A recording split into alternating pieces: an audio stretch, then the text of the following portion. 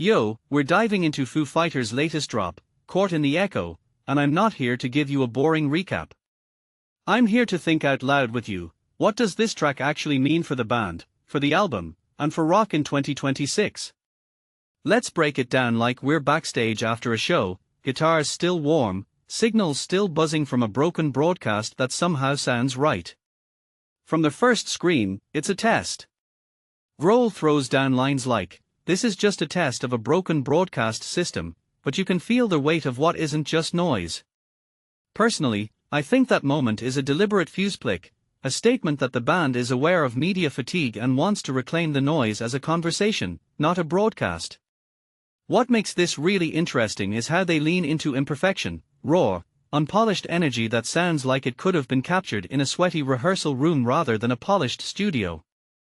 In my opinion, that choice signals they are more interested in vibe than veneer, which is a bold move for a band that could easily chase perfection. The chorus line "I got caught in the echo again" is not just a lyric, it's a meta-commentary on their own legacy. From my perspective, echo here works on several levels: sonic echo in the mix, cultural echo of past anthems, and the emotional echo of Hawkins's absence. One thing that immediately stands out is how the track uses repetition not as filler but as a mechanism to pull you into a shared memory loop. What many people don't realize is that this isn't nostalgia for nostalgia's sake, it's a cathartic tool to process grief and continuity at the same time. If you take a step back and think about it, the echo motif makes the song a bridge between the old Foo Fighters and whatever they are building now. This song sits inside a larger arc, the upcoming Your Favorite Toy, described as uptempo, loud, and noisy bangers. What this really suggests is a deliberate return to the energy that defined their early era while still pushing forward with current production sensibilities. A detail I find fascinating is how Elon Rubin's drumming chemistry is being tested in real time, how a newer member can feel like both a fresh wind and an anchor to the band's classic identity. What this really suggests is a band recalibrating their rhythm section to serve both nostalgia and new ideas, which could influence how they tour and record going forward.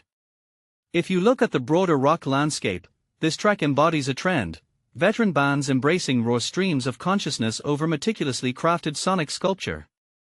This is not about chasing trends, it's about reasserting purpose through urgency. What this means for listeners is not just a new single, but a signal: rock can still be immediate, confrontational, and emotionally honest without losing its big room impact. From my vantage point, the implication is simple: the audience hunger for loud, unapologetic rock might be bigger than ever, and Foo Fighters are answering that call with a record that promises to feel both familiar and dangerous in the best way. Deeper insight begins with how the band talks about the album in interviews, an insistence on all-day energy but with modern clarity. What this really reveals is a balancing act, honoring their lineage while testing new drummers, writers, and production workflows. A detail I find compelling is the contrast between the loud, crowd chant-ready moments and the intimate, almost vulnerable admissions in the verses. This duality is a microcosm of how modern rock acts need to operate: give fans the raw they crave, but slice through with genuine introspection so the songs land beyond the mosh pit. As a closing thought, I'd propose this: Your Favorite Toy isn't just an album title, it's a claim about artistic ownership in the streaming era. If you're a longtime Foo Fighters fan or a newcomer who discovered them last decade, this project seems designed to push you to listen twice, once for the adrenaline and again for what Grohl is actually wrestling with in the lyrics and in his bandmates' chemistry. So, what do you think this era means for Foo Fighters' legacy? Do you feel the old fire coming back, or is this the spark of something new you're ready to follow? Let me know in the comments, and tell me which moment on Caught in the Echo hit you the hardest.